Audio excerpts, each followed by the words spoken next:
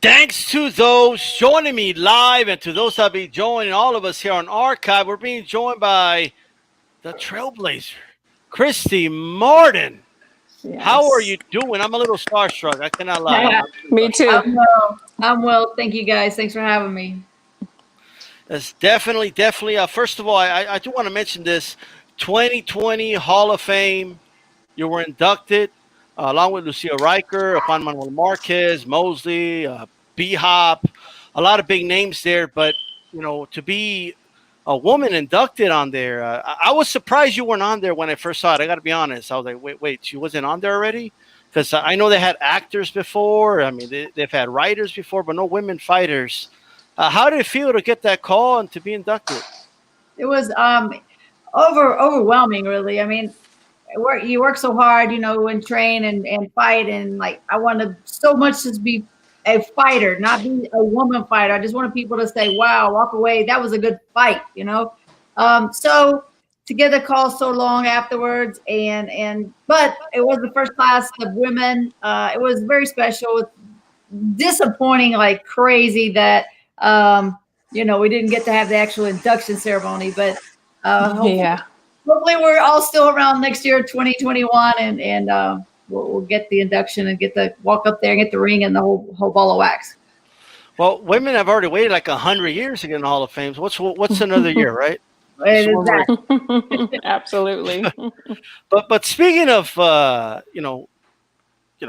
because obviously COVID postponed the Hall of Fame ceremony for obvious reasons. But I do see, you do have, you're doing a promotional thing now, Christy Martin Promotions. You have a card coming up. Talk to us about, this upcoming card on the 15th. I'm telling you, this is a really, really good card. August 15th in Daytona Beach, Florida at the Ocean Center.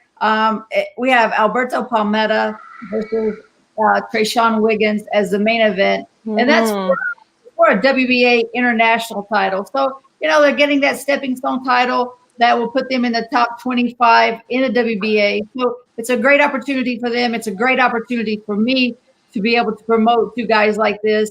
And it's actually going to be on TYC Argentina, which TYC International Sports TV station in Argentina, which carries all the big fights.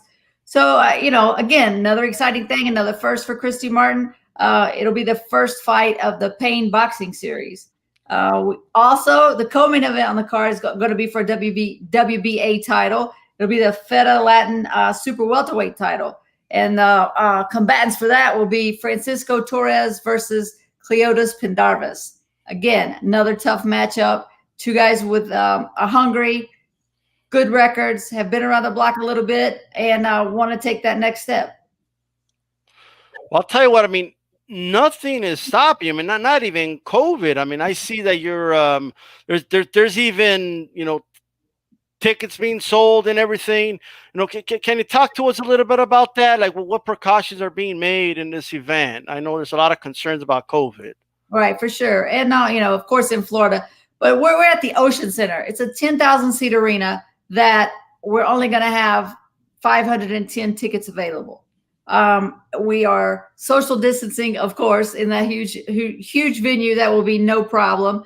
We're taking temperature of everybody that comes in, and I have Christy's Champs masks for everybody that comes. And Christy's Champs is my nonprofit that works with domestic violence shelters wherever we may be. So love it. Christy's Champs, we work hard to just promote domestic violence awareness, and this is just another way we can do that. All right, we got Richard Rivera, the Popeye, the Seder man. Does he eat his spinach before the fight? Like, what's going on? Let me tell you, Popeye's. This is like the fourth card of mine that Popeye's been on, and he's a really good fighter. He's a great character. He understands marketing. He's a true. He's a blessing for a promoter because he goes, he does his fight. The crowd loves him. He comes out, he shakes hands, he does pictures. That's what it takes as a fighter. You have to market yourself and make those people want to see you, willing to pay that money to buy a ticket to come see you the next time. And that's what he does. He's great at that. Awesome. G-Funk, you have some questions? Yeah, I got a couple questions. First, I want to say, hey, Christy Martin, how you doing? I'm well. How are you? Thanks for coming on. I'm an old school fight fan, you know, and I remember watching you a lot on the undercards of who was my favorite fighter back in the day, Julio Cesar Chavez, Mike Tyson, Felix Trinidad, who was my all-time favorite fighter. But I want to ask you about the Gogarty fight. That was such a great fight, and but going into that, did you think it was going to be as good of a fight as it was? And also tell us about how the fame that came with that, you becoming like the face of female or women's boxing after that fight. Of course, I had no idea that the fight was going to be as entertaining as it was, or you know, it really gripped not just the nation but the world.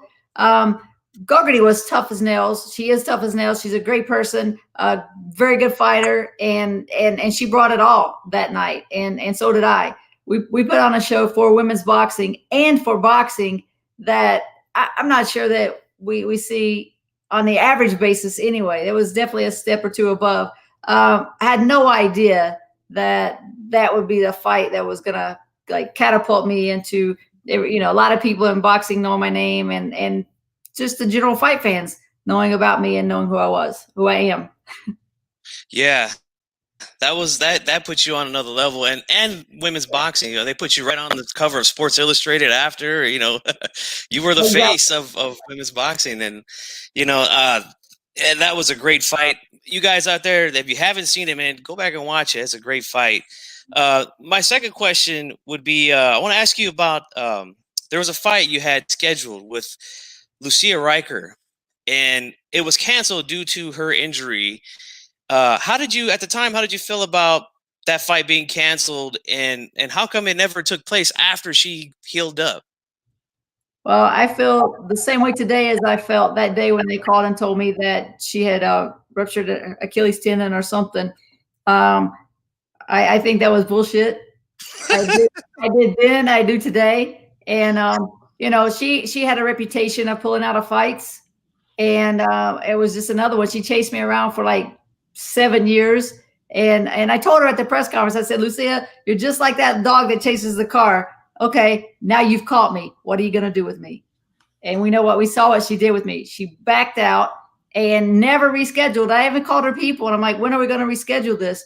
I didn't care if it was for, you know, we could fight for a donut. I didn't care. It was just fortunate that we were going to get the opportunity to fight for $1 million. And you know, what was it, like it was 8 days before, because I was just getting ready to get on a plane to go to Las Vegas. She pulled out and never tried to reschedule, nor did she fight again. Man, that's got to be frustrating, especially like you said, with the purse that was on the line, you know. But that's all the questions I have. Thank you for answering them, Christy, and congratulations on becoming a Hall of Famer. Salute to you. Thank you very much. Go ahead, Christine. Hello, Christy. My name is Christine Lopez, and I really have more of a comment. I want to compliment you because we're about the same age. And for me, you and Ann Wolf. You look a lot younger, by the way. I don't think it's the makeup, it's the lighting. No, but you know, not only did you impact me, and I'm sure other women inside the ring, but outside of the ring. You know, just to me, you are such a hero, a role model. Everything that you've had to endure, everything that you've gone through, and the way that you're doing the nonprofit with the domestic violence. I too suffered that in my younger ages. And so for me, you were more than just a champion. You were definitely a role model, a hero. We need more women like you, and just salute. Like, I'm just so happy to be on the same show with you. Yeah, thank you very much.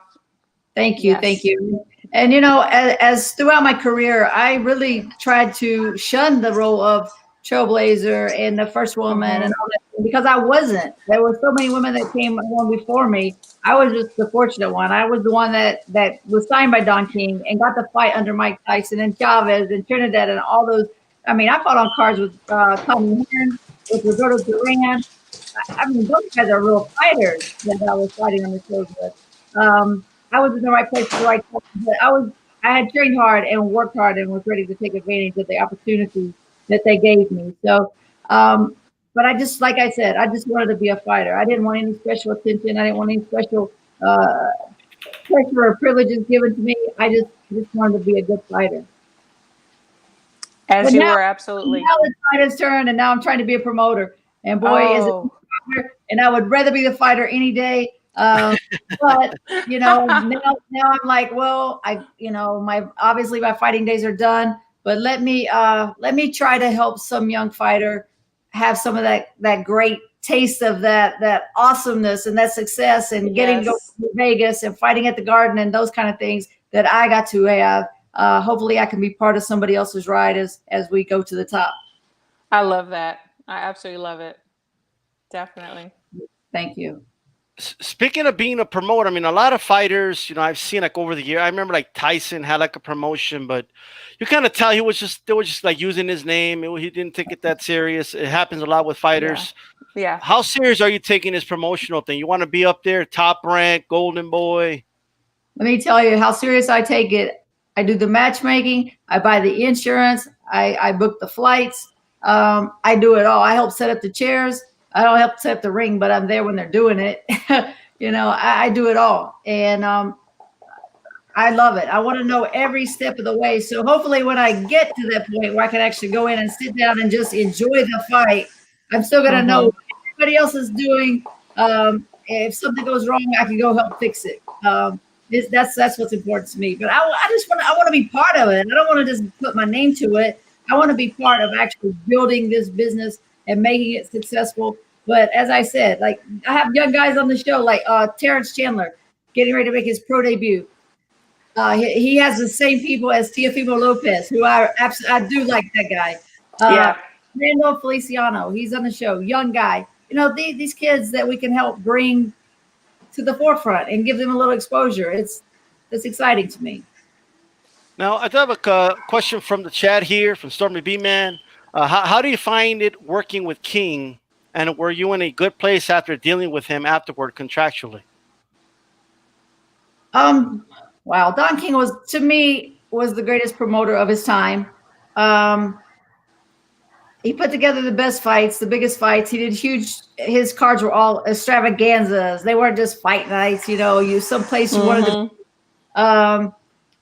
And the whole thing with King is get it on paper. If it's on paper, you're going to get it. If he tells you in words and shakes your hand, he's going to do it. No, it's not going to happen. But honestly, I have to say I was treated fairly, and I got every dime that he had on the contract I was going to get. Okay. And also, what do you think of current day women's boxing? I think ever since the Olympics in 2012 got implemented, we're seeing a lot more talent now, a little more visibility, but they're not quite, they're not put on TV a lot like the men, obviously. There's still a lot of work to be done, but what do you think of current day, how women's boxing looks right now? I think there's that handful of women that are getting great opportunities. Clarissa Shields, Katie Taylor, the little girl from Top Rank, Maya, is that her name? I can't remember. She's good. She threw some really good punches. Michaela Mayer. Yes, thank you. Okay, right. Yes. I enjoyed her fight. But no, the girl that just fought, that she walked across the ring and knocked out the girl in like 8 seconds. Cindy Estrada, yeah. No, it wasn't Cindy, was it? No, like she fought this girl. Cindy Estrada, yeah. Yeah, that was so overmatched. I mean, there's no way in hell that girl should have been in the ring. And that hurts women's boxing. So all the steps that, these women are taking now to gain a few little momentum, that shot it back. So we as fighters have to make sure that doesn't happen. But promoters, matchmakers, the daggone commission, how do you even approve that? So, but, boxing is boxing, and money talks and bullshit walks. So that's probably the explanation for that fight. Women's boxing is going to make it when there's a woman that has good boxing skills, great boxing skills, power, excitement, but you have to have a little personality. You can't play the thug role. You can't be an asshole. Definitely. You have to have that personality where the people think they could knock on their neighbor's door and it could be you. And that's where they can touch you. And when they feel like they can touch you, then they want to be involved with you. Okay. There's another question here before we let you go. Who is the best fighter, male or female, that you've ever seen? And not necessarily your favorite, but who did Christy consider the best that you ever seen? I didn't see this person personally, but my pound for pound is Henry Armstrong. He's number one of all time for me. I think he proved it. He had like 4 titles when there were only 7, and at one time he held those titles. And I mean, come on, who could even think about doing something like that? Yeah. There was 8 divisions. 1 was vacant. 3 were held by Henry Armstrong. Yeah, so, crazy. 3 out of 7. That is crazy. You know, you did speak about a woman that can maybe take it to the next level. Clarissa Shields, she calls herself the GOAT, greatest women of all time. 2-time, gold medalist, undefeated right now. And there's, recently Laila Ali talked about, that she's in shape. You think Laila should step in? You think she's in over her head if she does decide to step in the ring with a younger Clarissa Shields right now? I don't think Laila will. I've talked to her a couple times, but I think she busts Shields' ass. I mean, because Layla's not going to come back half cocked. If she does it, she's going to come back in shape and ready to go. But I don't see her. I mean, it takes a lot of money to get her even interested in come back and fight. Look what else she has going. She's TV shows and books and babies and families. Why would she come out of retirement after, I think she's 42 now and hasn't fought for 10 years or something, 12 years. So, I mean, she'll needs to find somebody and fight them that's relevant right now, not somebody that's already done their thing, and let this be her time. But Shields also said boxing doesn't deserve her. That she's going to go over to MMA and the UFC. I was kind of wondering why she didn't call out Ann Wolf. Right. Like, Ann actually is probably a better chance of getting Ann in the ring, but it's not, marketing wise, it doesn't. It's not Laila Ali. Since you mentioned Laila Ali, I've always wondered, because she was so much bigger than you. Like, how did that fight get made? Like, did you think you had a decent shot to win, or was it really a money thing, or what happened there? I'm going to tell you something that I should never say. I bet 20 grand on myself is how much I thought I was going to win. I felt like that Laila had never been hit like I was going to hit her. And, I still believe that, but she hit me first. And I told her recently, I said, Laila, you did knock me out in the first round. I was out. I don't even remember anything after the first round. And she said, I have to go back and look at that. I said, yeah, you landed a right hand high on my head and I was done. And so, I mean, the fight was over within 10, 15 seconds. I really anticipated that in my mind, she was going to come out and use her long jab and just jab and kind of, settle into the fight a little bit. And she did just the opposite. She came out and jumped on me, which I totally wasn't, in my mind, that's not the fight I was looking for. Well, speaking of looking forward to, I can't wait for that. I got to get a plane next year to the Hall of Fame because Lucia Rijker is in the same class. And I don't know what's going to be said in that podium. I got to be there. Okay. It's like this. My mother taught me better. So I'll be nice and I'll be cordial and I'll say the right things. I'm not going to say I think she was a great fighter. Look at her record. I mean, she didn't fight. There's no one that she fought that you could say, wow, that means she was a good fighter. She pulled out two fights with me. She pulled out 3 fights with my wife, Lisa. We could go down the list of the fights she pulled out. Well, you said it, man. And you know what? I think you're up there as far as, women boxers. I think you're a legend, and it's an honor to have you on. You have any final words? Any final words for your fans out there, and tell everybody where they can find you on social media. Yeah, we're all over social media. My website, my personal website Christy Martin Promotions website is down right now. We're rebuilding, or somebody's rebuilding. That is not my forte.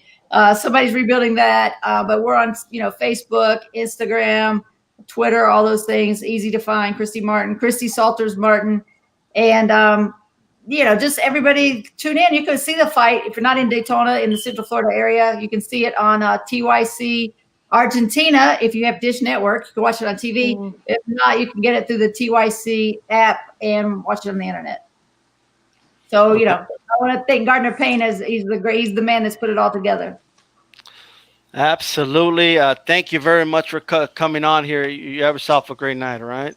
Thank you. Good night, guys. Bye, Christy. Thank you so much. Thank you. Well, there you go, guys. The legendary. That was awesome. Oh my gosh. You know what I mean? That's yes. Let me tell you, I used to do like podcasts. I've never been starstruck by a fighter before. But Yeah. She told I'm usually a talker, but she just like shut me up. Right. Just her presence. Yeah.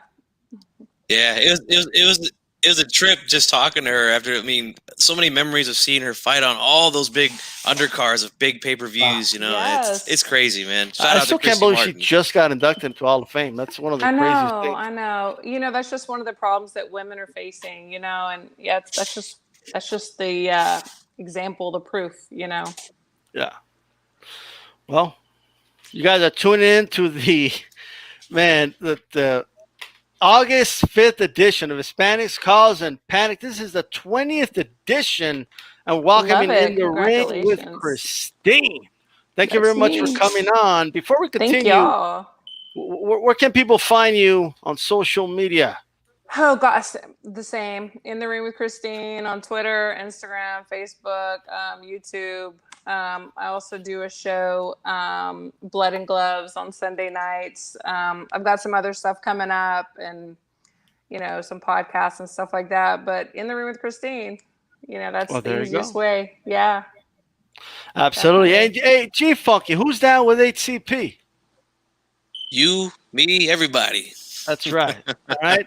Let's get the show on the road. I'm still a little starstruck. I'm not gonna lie. I'm a little like whoa. You know what I mean? Get it together. Right. Man, oh man. Make sure you guys throw a jab at the like button, by the way. Make sure the like button does turn blue if you're listening in archive as well. Might have to throw a jab at D-Style, wake him up, Yeah, there you go. All right. Hey, last Saturday, Angelo Leo, fought Tremaine Williams. He won by decision. I thought this was a real good performance by him. I got to be honest. When I was watching that fight early, I personally thought he was doing okay. He usually takes a moment to get the engine rolling. Yes. And I remember a lot of people on Twitter and they were saying he needs to use a jab more. And I'm like, no, he's an inside fighter. Mm-hmm, you know what I mean? Mm-hmm. This guy's gonna break Williams.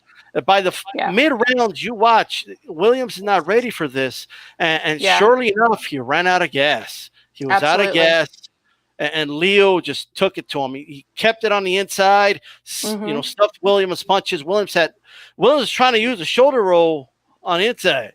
Okay, and honestly, Williams is the better boxer. And so in the first few rounds, he looked really good. He was boxing and this and that. But I mean, Leo, he just came and he walked him down and he used his power and he showed that he was made of something else.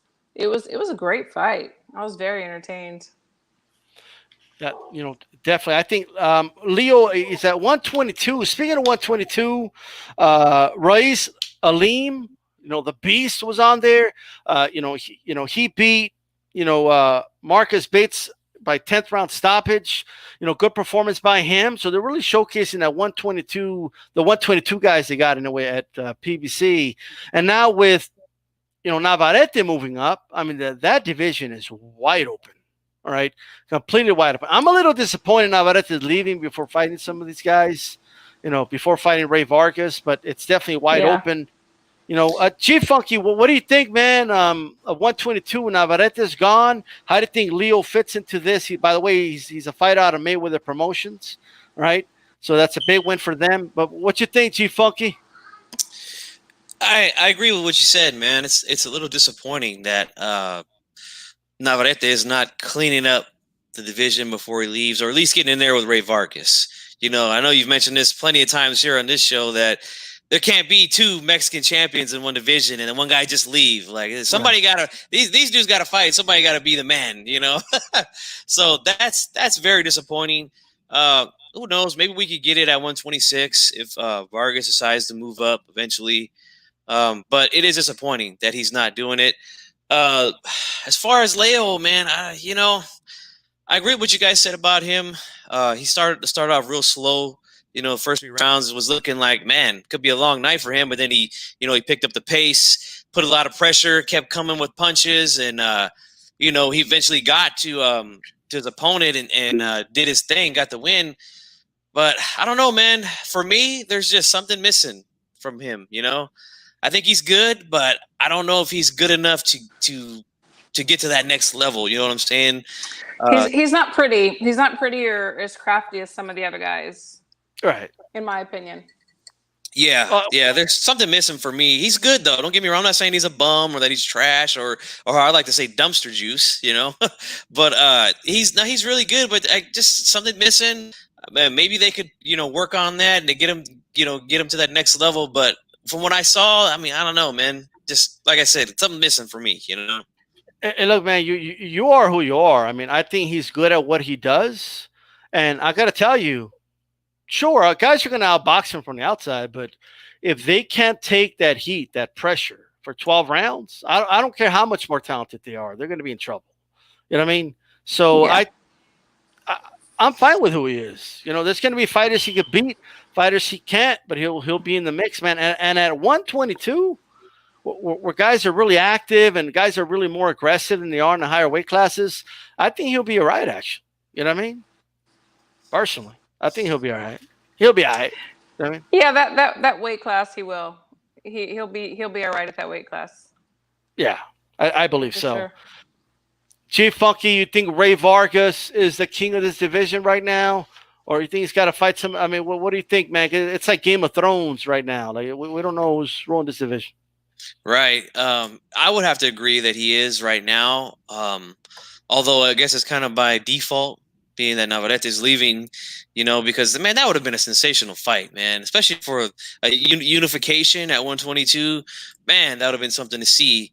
But since he's gone, yeah, I would have to give the crown to Ray Vargas at 122. But, anything could happen down there with those little guys, man. We know those guys, they punch a lot.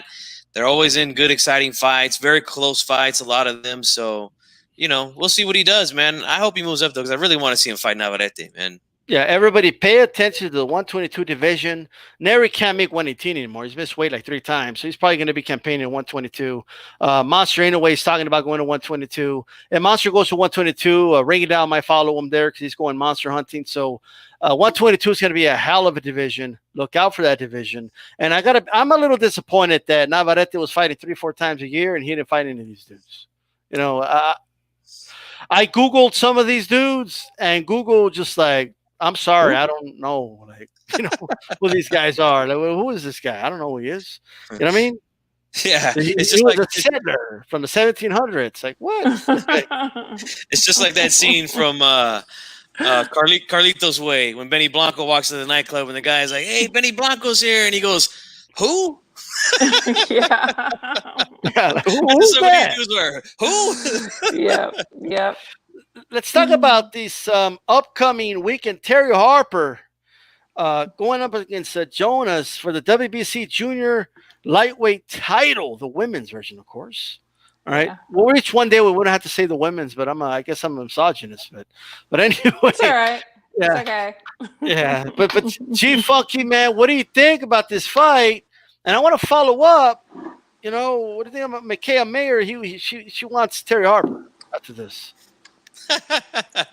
Well, I just want to say that, last week we had Sulem Ubrina here, and, we said that we were going to do our best to try to help, the women's boxing, because it is hard to find, women fighting on TV, even for a hardcore like myself. So, I've done, tried to do some research on these two, and I like Terry Harper, man. I think she's really good, man. she's real short and crisp with her punches, and I'm always a fan of that. She's crispy, you know what I'm saying? And I like that. And she's tough, man. She likes to get in there. She likes to hurt her opponents. You know, she likes to go in there, and she's good on the inside. She's good at mid range too. I think she's a little bit better at mid range though, but she can't fight on the inside. She likes to throw those little short uppercuts. And from what I see from Jonah, she's kind of the same in a way. I think she's just a little bit more hand speed, a little bit slower. Footwork is not as good as Harper's, although she does have a very good balance. And that's always a good thing to have in boxing. You know, she always keeps her balance, and she's a southpaw. She likes to come in with that long left hand, and it's pretty good, man, when she gets it going, from what I've seen from some of the fights that I watched. But I would have to favor in this fight. I would have to favor Harper. I just think she's just a little bit better. But you know, if she could time one of those big straight left hands, man, anything could happen. And you know, that's how boxing is, man. You could be, that's what separates it from the other sports. You could be down big, and then one shot lands, boom, and you win. You know. So, but if I was to put money on, I'd put money on Harper. And as far as Mayer, her name's Mayer, right? Michaela Mayer. That's yeah. I don't think she wants any part of Harper, man. I'll just be honest with you, man. I think Harper is much better. I think she punches a lot harder. Yeah, she does. That's just my opinion, man. You know, I mean, I think she does have some skill. You know, she can move around the ring a little bit. She likes to pop that jab out there. But for me, I think Harper wins that fight, man. That's just my opinion. Wow. Man, you're going to do the USA like that, huh? Like, you're just going to, like, go side with the UK, Chief Punky, just like that? What's going on over here? You know what I mean? Hey, just going off what these eyes tell me, you know?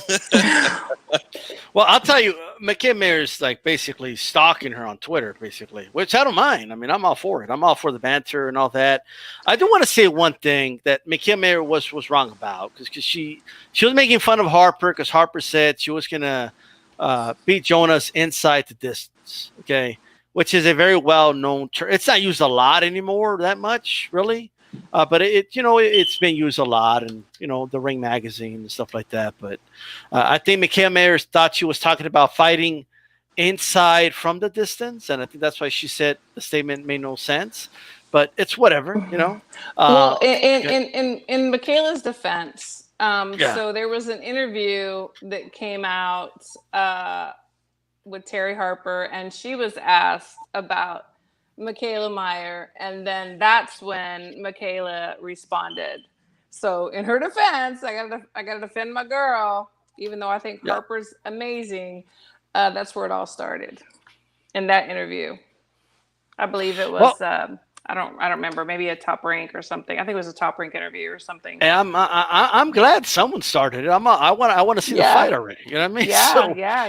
Yeah. So, but what do you think about her? I mean, do you think she's going to get past Jonas? You think that's a given? Absolutely. I mean, Harper is very well-rounded, and she also sits on her punches. She has a lot of power. I'm sorry, Jonas. She's good, but she doesn't sit on her punches. She doesn't pop her punches. She just kind of like puts them out there. It takes a while to come back. I really believe that Harper's going to beat her without too many complications. I think Harper is absolutely the better boxer, puncher.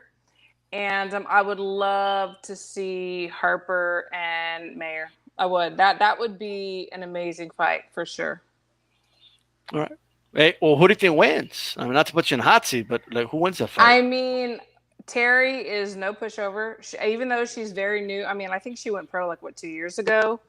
But I have to go with my girl, Michaela Mayer. Her last performance was amazing. She was a boxer puncher as well. She used her reach, and she is a lot longer and taller. So I would have to go with my girl Mayer. Okay, well there you go. Right, USA. What's up, G Funky? USA. Yeah, and I'm a USA coach for the team, so I'm gonna be with USA all day, every day. Yeah. Right, G Funky's gonna put on the. Why don't you just put on a Lionsdale T-shirt? G Funky. You know what I mean? Hey man, nothing personal. I just go with what I go. The other day, as you should, absolutely. He asked me the other day, "Hey, what type of gloves should I buy?" Hey, Everlast, bro. Nah, Lionsdale. I'm gonna order them from the UK. All right, well. Well, I mean, they are pretty good. yeah, they are. Now, you know what though? I think it's hard for me to say because look, I've been very upfront about this. I've been neglecting women's boxing for years. You know what I mean? So but I'm coming around. You know what I mean? I'm coming around, and I'm watching a little more now. So I'm not the go-to guy when it comes to women's boxing. But Mikhail Mayer's been following me on Twitter for like 10 years, so I'm gonna roll with her. You know what I mean? That's huge. That's huge. Okay. You know what I mean? I gotta. That's extra points. Watch yourself. Yeah. You know what I mean? And I like her trash talking too. She's pretty good at that. Yeah. You know what I mean? Yeah. She was just wrong about that one, that inside the distance thing. She was wrong about that, but it's okay. You know what I mean? We're never too old to. I guess we got to ask her what exactly she was saying, what her perspective was, because maybe she doesn't even know what the old school terms were. So in her defense, we just kind of got to ask her. Yeah, no problem. But she just wanted a reason to get on Terry. You know what I mean? I get it. So hey, as long as it gets the fight made and people interested, man, that's what it's all about. Absolutely, That's right. So I completely get it, so shout out to them. Another fight happening is this weekend. Jamal James versus Thomas Delorme. Yeah. I have one concern about Jamal James. Okay. Although I love the DeMarco fight, right?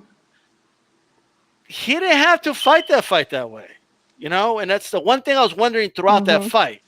Yeah. I'm not complaining because I love the fight, but why are you fighting like that? Right. So yeah, I don't think he could fight against Delorme like that. I think he's gonna have to fight a little smarter, in my opinion. Delorme's a little bigger than DeMarco. What do you think about that, Chris? No, I agree with you. I mean, I like Jamal James. I know one of his coaches. He's a good friend of mine. But yes, I agree with that. He's gonna have to definitely not fight the same fight.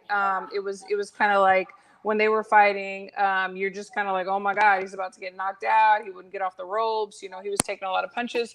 So I know I'm confident enough to know that they went back and they looked at the fight and they saw they can't do that. I mean, come on, Delorme, he's a veteran. He's talented. You cannot make any mistakes with him. So that's going to be a good one. I'm very curious to see what the game plan is, with Jamal James, definitely. Yeah, that's. I think he should just if he's look, as long as he doesn't slug it out with Delorme, I think he'll be fine. Personally, Chief Funky, what do you think? I agree with what you guys said, and for me, it's always a little concerning when young fighters get lured into. Well, not that he's 32. Both these guys, by the way, are running out of town. He's older than Delorme. They're younger than me. They're younger than me. I'm old, but it's always concerning when you see guys, get lured into a fight that's not their fight. We've seen it happen a lot with fighters over the years who just, for some reason, they just, instead of saying, hey, I'm going to do what I can do to avoid their fight and make it my fight, and then things end up happening.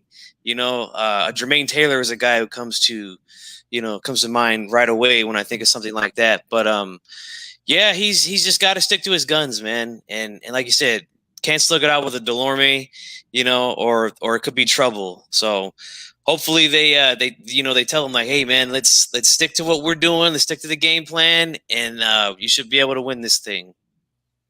Now, granted, if he slugs it out with Delorme and it's like a fight of the year candidate, I'm not going to complain, but we'll see what happens. But look, Jamal James, 32 years old, he's running out of time, Christine. You know what I mean? When is he going to go for it? No, I'm with you. He's going to have to go for it this fight, or else that's pretty much going to be it. I totally agree with you. 32 years old. It's now pull the trigger or not. I totally agree with you. He's got to fight his fight. Everybody needs to fight their fight. You don't fight somebody else's fight. Yeah, these guys are 62 years old combined. Okay, so this is a crossroads fight. Yeah, like Right. 30 Hey man, what's all this? What's all this old talk, man? I know. I'm like, oh my God, I feel so self-conscious all of a sudden. Well, Hey. I mean, for boxer years, these guys are like 80 years old at this point. You know what I mean? But I'm definitely looking forward to that. I want to do some early previews here. The Charlo Brothers. Okay, and I'm very proud of this because Mhm. I learned their names, years I know. ago. You can tell them apart now. Yeah, yes. Okay, Yeah, okay. well, I was part of Robidoux Radio years ago. We had them on as prospects like years ago. Yeah. So there was Jermel and Jermal. Uh-huh. Now, Yes. I'll admit, sometimes I watch them on TV and I'll be like, which is that one? But Yeah, now that they moved, one's at middleweight, junior Yeah. middleweight, it's easier Yes. now. Yeah. Let's talk about Jermal first. Okay. The big puncher. Okay. It's going to be okay. going against Jamal. Derenchenko. Yes. I think he won that fight against Triple G. That's me. Okay. Yeah. But Okay. what do you think? What do you think, Christine? You know what? These next two guys that they're fighting for me are the test. I mean, they're great. They've been doing great. But these two guys with Jamal, I can't even pronounce Sergey Derevchenko. The guy, I mean, he's fought Triple G and Danny Jacobs, and Devin, longest name of all time, Shenko. That's him. That's the one. You know what? I'm excited about these two fights because for me, these are the true tests for me. And I want to see what they're really made of. I mean, I'm from Texas. They're Texas, and I've seen them come up through the amateurs and everything else. But I really want to see what they're made of. So I'm super excited about these fights that are coming up. What is it in October? I think. I'm excited. Yeah, absolutely. What do you think about that fight, Chief Funky? And who do you think is going to win that fight? Yeah, I think Christine hit the nail right on the head. This is the fight for both Charlo brothers for us to see if they're what people have been saying. Now, I've been right there with these guys. Don't get me wrong. A lot of guys that believe in the eye test and the talent that we see from these dudes. It's all good. That's all good. But again, that has to be tested in the ring. We won't know until they are in there with somebody that can test them, take their shots, and push them to the limit.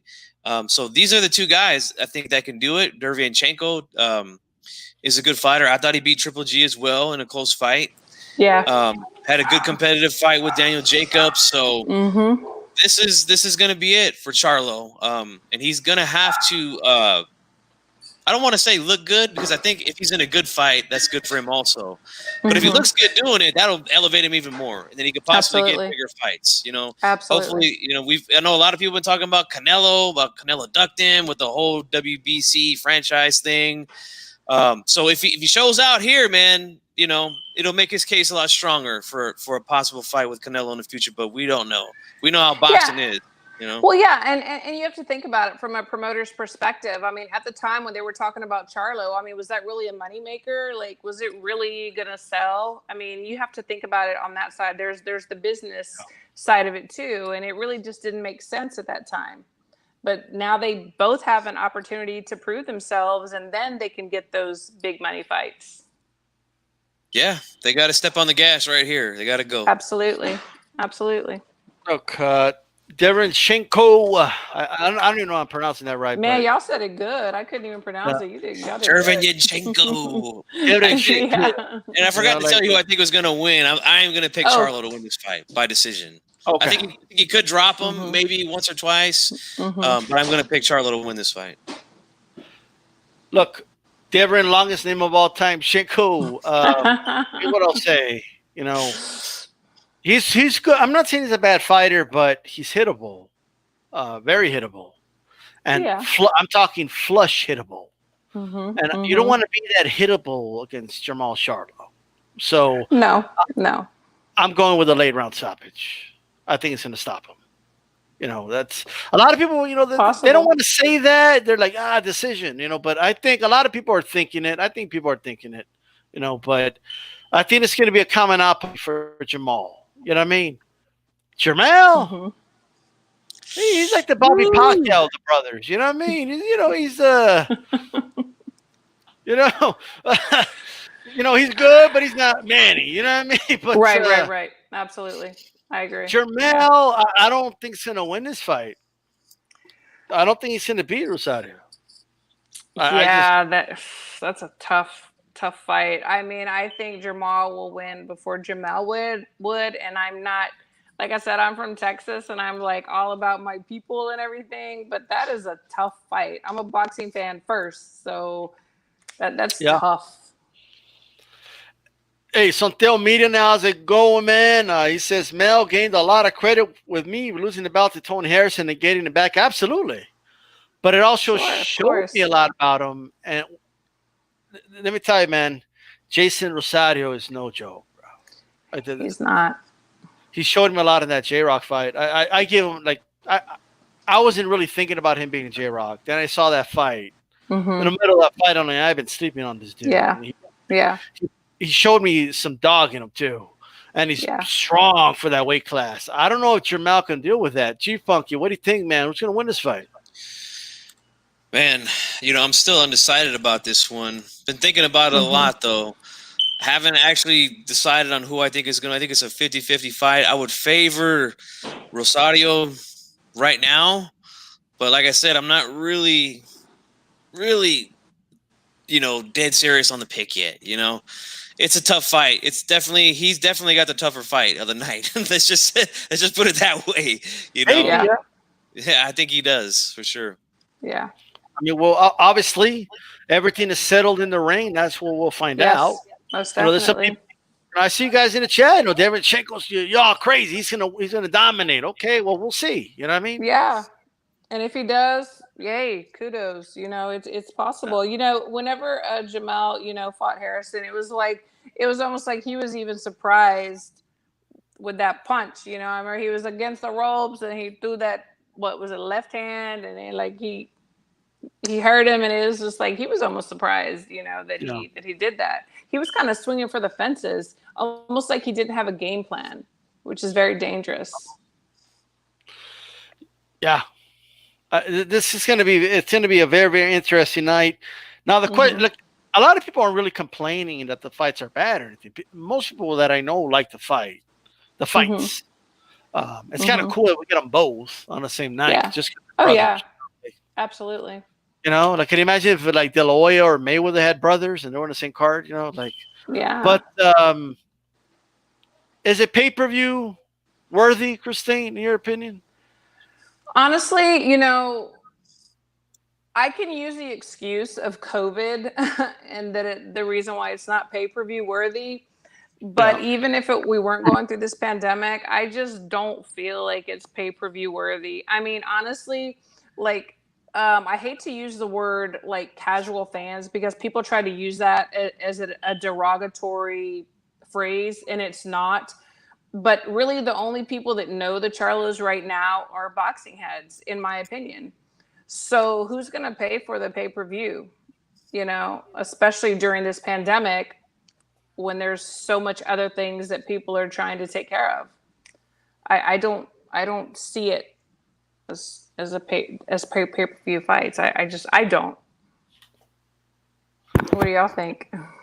I mean, here's how I see it. Obviously, they put a lot of fights together. Showtime with PBC. I think they have a budget. I think they told Jaime this is how much we could spend. And they looked at the lineup and they said, I think the way they're looking at it is, if we could at least break even with these cards, we could put more fights on. It's the way I see it. Well, but I mean, everybody else, all the other guys were doing the Tuesday, Thursday, Saturday, and everything else fights, and they weren't pay-per-view. I mean, they gave us what we wanted, and now all of a sudden, boom, we've got pay-per-view. Yeah. I mean, I don't know. Yeah. I mean, I want to pay for it, but I'm just saying. Yeah. We're addicted to boxing. What are we going to do? Right. I mean, would I rather not pay for it? Of course, but I just, I understand why it's on pay-per-view. And one, if these are step-up fights for these guys, you know what I mean? And usually when there's a step-up involved, we're going to talk about a fight a little bit, usually when there's a step up involved, there's a step up in money involved. So I think the pay-per-view is to help subsidize for some of the cash that these guys want extra. You know what I mean? Now the question is it going to pay off or not? I don't know. Are boxing fans going to fork out cash for this? Yeah, what's that's the question. What's a good number? Would 300,000 buys be good for this event? Yeah, I think that would be really good. 300,000. And in my opinion, I think it's possible to hit that. Christine makes some good points about COVID. It's hard to do these things with COVID, but the one good thing about COVID is that people won't be going to other people's houses if they want to see the fight, due to trying to be social distance and being safe and things like that. Like, yeah, I'm one of those guys that I would have a pay-per-view. I would call about 5-10 of my friends over. Right. That's true. Good point. Pay for the fight. This is me, I'm on my way. Right. I've got my mask ready too. Hey, I got a TV outside. We can watch it outside. Just come down here. But yeah, normally I would be the dude that would order the fight and I would have people come over, and but that might not be the case this time. G-Funk is going to pay for it. Even though I don't think it's a pay-per-view fight, I don't think a lot of these fights are. It's not, and I'm not just picking on the Charlos, Yeah, I think a lot of fights over the years aren't pay-per-view fights. But I'm going to pay for it because I want to see the Charlos. I want to see what they do against these guys. So I do too. If I got to pay for it, guess what? I'm paying for it, and I'm going to support it. And I hope that the rest of you fans out there call yourself hardcore fans, man. Buy the damn fight, all right? Don't be cheap, all right? I'll tell you what Christy Martin said earlier. A lot of people talk a lot of smack about Don King, and I'm not here to say the dude was an angel, Yeah. But which promoter is, But the one thing Don King did was give us some damn good fight cards. Every fight. Yeah. You could say, I hate that dude, but god damn, that's a good fight card. You know what I mean? Yeah. Like 4 title fights and Mike Tyson the main event and Chavez in the mid card. Are you kidding me? So yeah. But at the end of the day, Big Dog Willie, are you saying that the prices were lowered or they should be lower? Were they lowered to $49.99? That's great. $50. Okay. I'm good with that. Is that HD or do we got to pay another $10 for HD? I like that. Yeah. Shit. I don't care if it's in HD. Just give me the fight. You know what I mean? But I got to say, man, that I cannot wait for that event. Me personally, it's going to be some good boxing. You know what I mean? Hopefully, anyway. So that Jason Rosario Charlo fight alone is a good fight. Absolutely. I think which one should be the main event, Christine, in your opinion, out of the 2 fights? There's only one main event. They do the co-main event. No, the last fight's the main event.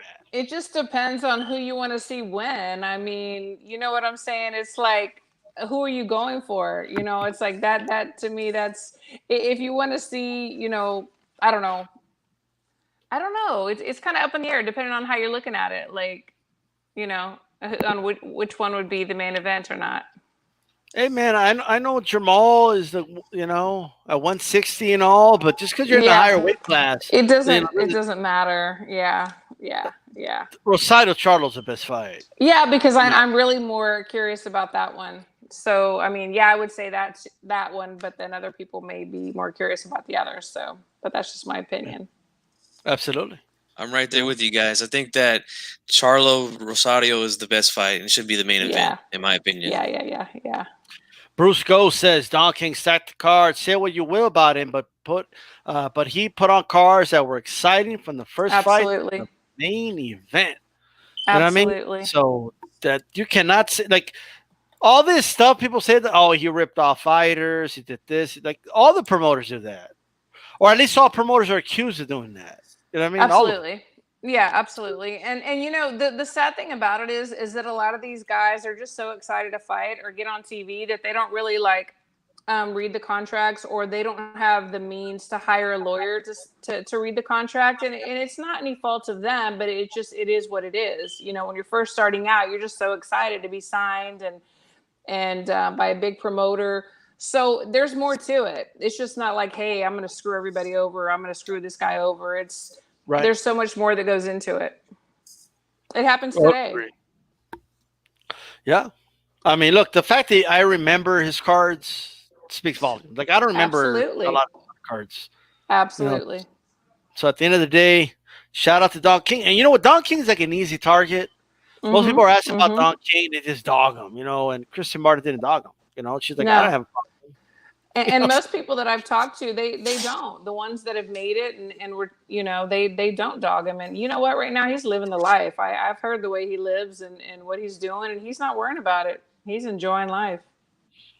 Yeah, it's kind of a side thing.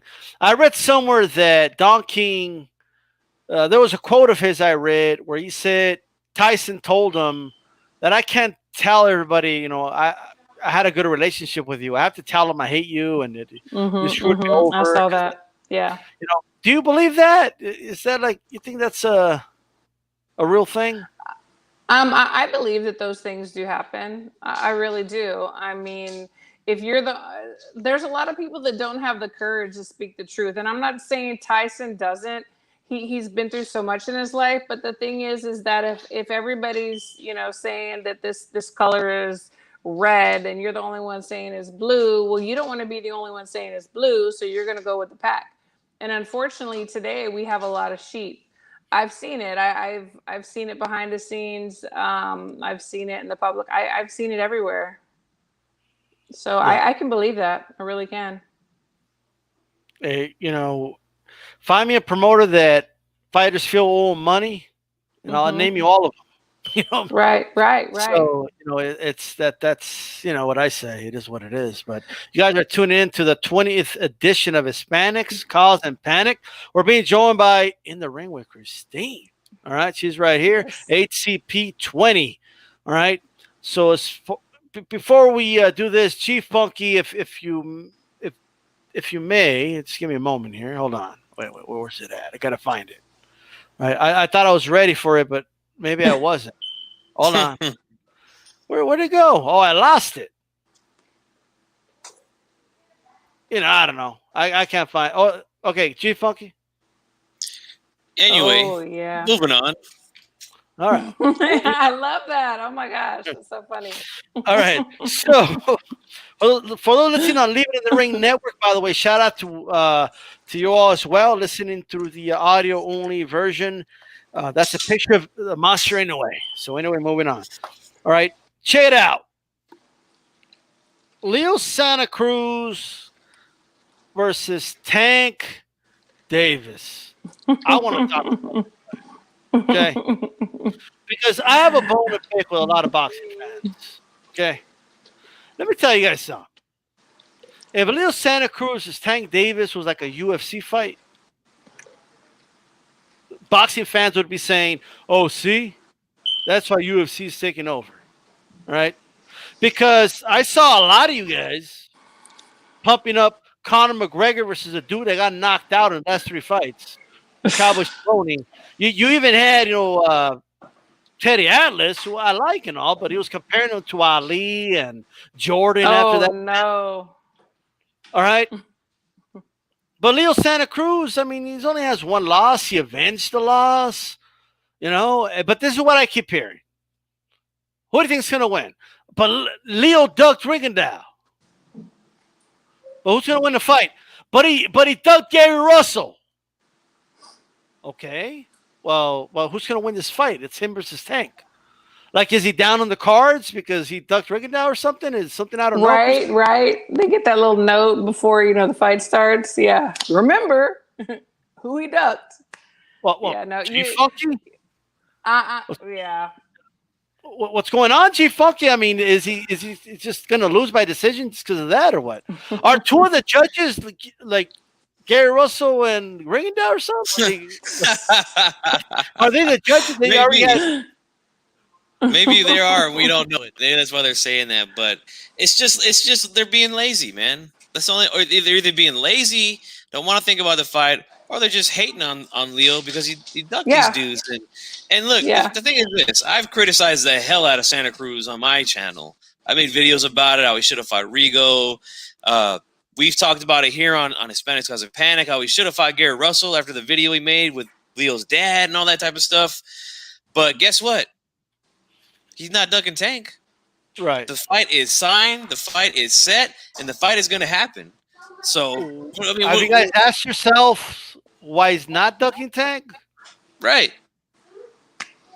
That's the $1 million question there. You know, he's not ducking him. So what is it? You know?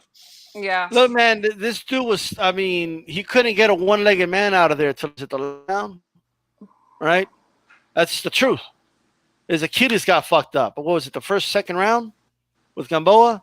Like, it's Tank looked gas in there. He did not look in good shape. Right? I mean, that's just the truth. You know, he won the fight. He gets credit for that. But, Christine, what do you think about the Leo Santa Cruz fight against Tank Davis? Well, I just want to say this first. Like, I have been blessed enough to see every aspect of the boxing. You know, see contracts, see what goes on behind the scenes. There's a lot of times when we're like, "Oh, you're ducking so and so," and they're but we don't know the whole story. Like, we don't know what that contract said. We don't know what was on the line. Oh, if you fight this person, then later on down the line, you're not going to do this. We don't know what the money's about, really. And so when we say that the guys are ducking, there's so much more to it. It's not that they're fighters, they're warriors. I mean, half the time, like I have boxers, I'm a trainer. Half the time we have to be like, whoa, you know, like, you don't need to fight him. All they want to do is fight. They're warriors. So there's always something more to it that just we don't know about, you know. Now, as far as Tank Davis and them taking that fight, you know, Tank has a reputation of not making weight and you know, this and that. And so it's a win-win situation for Leo to fight him. And I'm a Leo fan. You know, I've seen him when they said he was one-dimensional and he only threw straights and jabs, you know, 1-2s, and then I saw him box. So I'm totally a fan. I don't have anything against Tank, but I'm not a fan of Tank Davis. I'm totally about Leo, and I really believe that he can pull it out. Well, I mean, look, am I a fan of his talent? You know, yes. Okay. Mm-hmm. Mm-hmm. Am I a fan of his you know, antics and his, you know, because I value work ethic a lot. You know, absolutely. That to me, that's the most valuable thing a fighter has, and I feel like sometimes fighters don't put their best effort, or I find that fighters that don't do that, usually it's because they already have a built-in excuse if they lose. Okay. I always felt Areola was like that. I felt Andy Ruiz to certain degrees like that as well. Definitely, you know, because he loses to AJ. What can you say? Oh, well, I wasn't in shape. You know, I was eating Snickers and I was having tamales and all that. You know what I mean? Like, okay, you have Adrian Broner's another example. Till this day, you have dudes. After every loss, if only Adrian Broner took this serious, he would have won that fight. If you only let his hands go, bro. You only let his hands go. He wins, you know? If only he let his hands go, like if it's some decision he just made or some shit, okay? If only he got in shape, if only he took it serious, I think Tank is going down that same road. And I'm going to take it a step further. I'm going to go, because I saw Tank, you know, in the amateurs when he was a kid and coming up to the elite. He was a junior, youth, elite. So a lot of these guys, they have this entitlement attitude where, you know, they've been through the program, the amateur program, the USA program, then they become pro. They're treated like prima donnas. And it's like they feel like they don't have to work as hard. They're already favored, whatever. And so they don't put their best foot forward. And then you get these guys that are B-side and they get the opportunity, they embrace it, and they leave a mark. You know, so I think it's so much has to do with the attitude of entitlement and being spoiled, and they kind of get burnt out. Like they've been in the program, you know, since they were kids. But you know what? It's their choice. You know, it's like, you know what? If you didn't want to go, then go play basketball or go play baseball. But now you have a job to do. This is what brought you this far. This is what's paying your bills. So you need to step up. You know, the Yeah. excuses, we all have excuses, but what are they worth? Nothing. Hey, My 2 cents. definitely. Great points. You know, I was a big supporter of Tank early in his career. You know, I've told this story before here, but I remember when he fought on the undercard of the McGregor Mayweather, he fought Fonseca, and I was telling all those people that were there, because a lot of them were casuals. I said, man, watch this kid here. He's good. He could be the next big thing. He's very fast, very talented. You know, he has a lot of power, and he looked like dog shit in the fight. Yeah. Terrible. And I don't even think he made weight for that fight. I didn't find out about that until I didn't find out that he didn't until he was walking out to the ring and they said it. But I mean, it's just too many disappointing performances for me with Tank, and it's very disappointing because I thought this kid, you know, I mean, it could happen still. He could, you know, who knows? Maybe he could turn it around and get things together. He seems to be taking the fight seriously. He's saying, "Hey, look, Leo's going to bring out the best in me." Well, God damn it, he better. All right, because I'm gonna tell you like this. Those are words, though. Those are words. Yeah, and I'm gonna tell you like this. Anybody that thinks Tank is just gonna walk through this kid, Leo Santa Cruz, not. I don't think that's gonna happen. If he's not in great shape and he's not prepared to go a hard 12 rounds, Leo's gonna take him to deep water and drown him. He's gonna outwork him. The pressure's gonna get to him. He's not gonna be able to rest, man, like he did against guys like Gamboa and stuff like that. You know, he's gonna be pushed. So it's going to be hard for him, man. This is not an easy fight for Tank at all.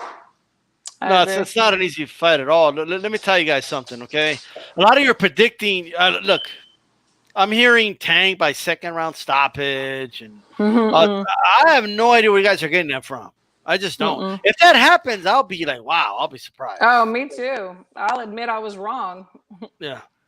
But this fight's like the pitcher ain't gonna let this guy win by. He's not gonna let him hit the home run here. Okay, like it's not the way it's gonna happen. At the end of the day, Leo's gonna make him work. All right, and if he's in the same type of shape he was before, let me tell you this: this fight has two weights, right? It's like weird, like 130 and 135. So he could like miss the 130. It could still be a lightweight fight, right? So I mean that's kind of odd, but. What that would tell short. If he comes lethargic and out of shape like that, that's not a good thing, man. Leo's going to get on the inside and work his ass off. He's going to be hitting him with body shots. He's going to make him work. And he's going to be on the outside. Look, as long as he keeps it out of the mid-range, you know, I think it's going to be a problematic fight. I think a lot of people are overlooking Leo Santa Cruz. I think this is going to be a tough fight for Tank, win or lose. And I think if this goes past 4 rounds, it's going to be a long night for Tank Davis, is the way I see it. That's absolutely. He better be in shape. Yeah, he can't fight like he did against Gamboa, because he took a lot of breaks against Gamboa. Yeah, a lot of breaks in that. Go back and watch that fight. He was taking a lot of breaks. But he knew he could. You know, Gamboa was not going to sit there and bang with him. He knew he could. Yeah, that ain't going to be the case here. No, you know what I keep hearing? Not. If Tank comes in great shape and takes it serious, I got him. If he doesn't, I got Leo. Like, what is that? No. Pick a side. Y'all got to pick, bro. Okay, y'all got to pick up your minds, all right? Ain't no riding the fence here on HCP, all right? You be on one side or the other, all right? Absolutely.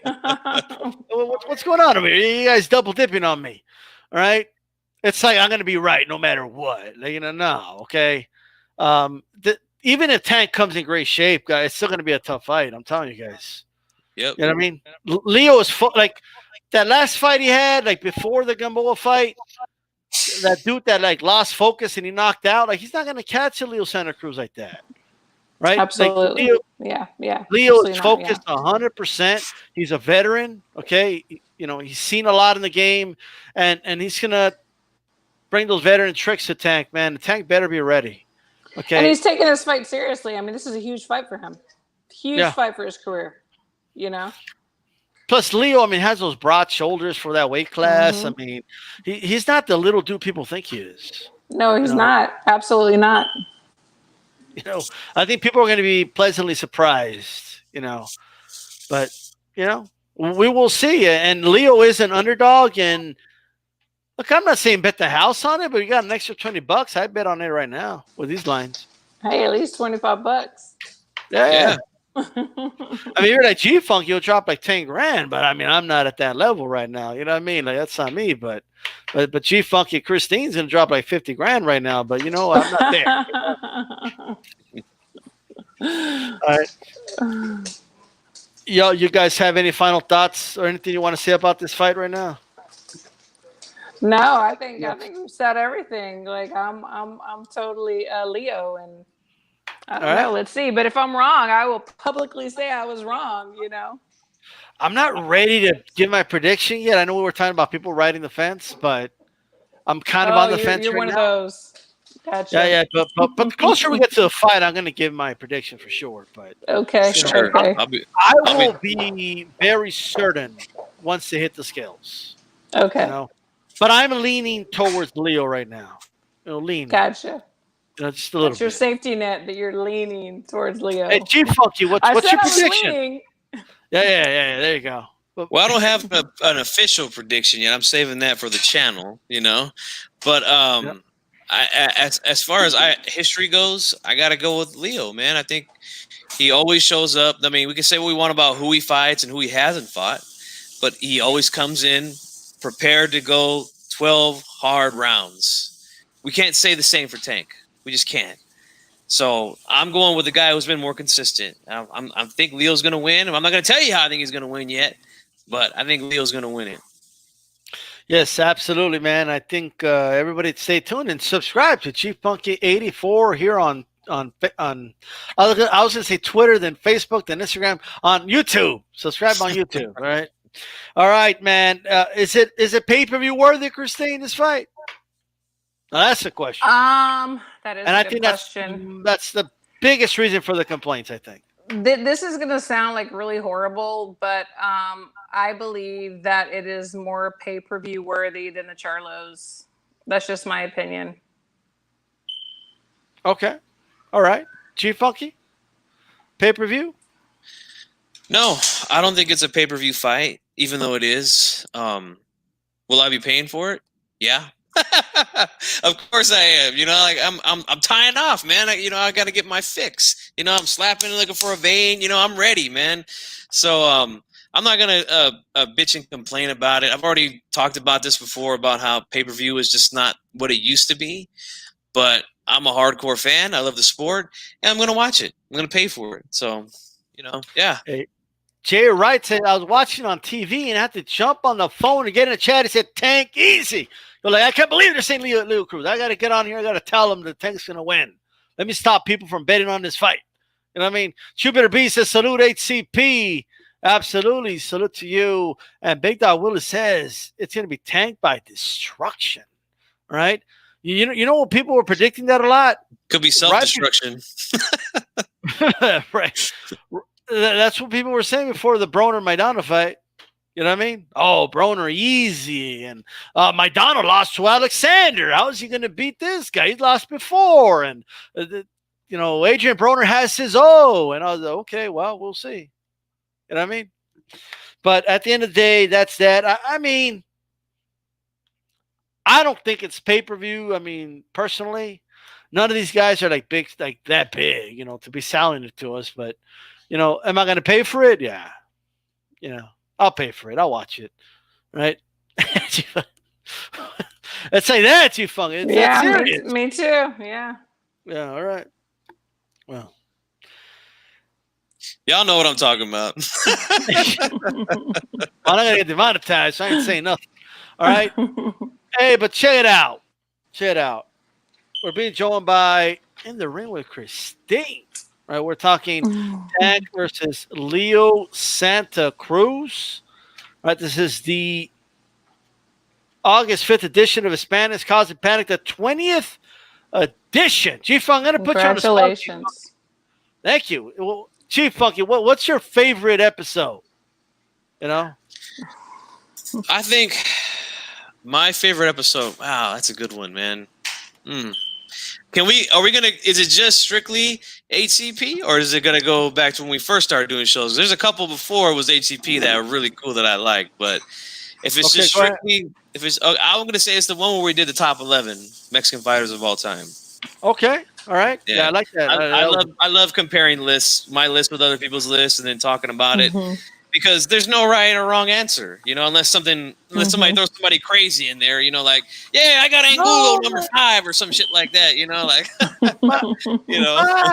my list is, I think my list was better, but it is what it is. I mean, I'm not gonna argue about it, but hey, what are you gonna do?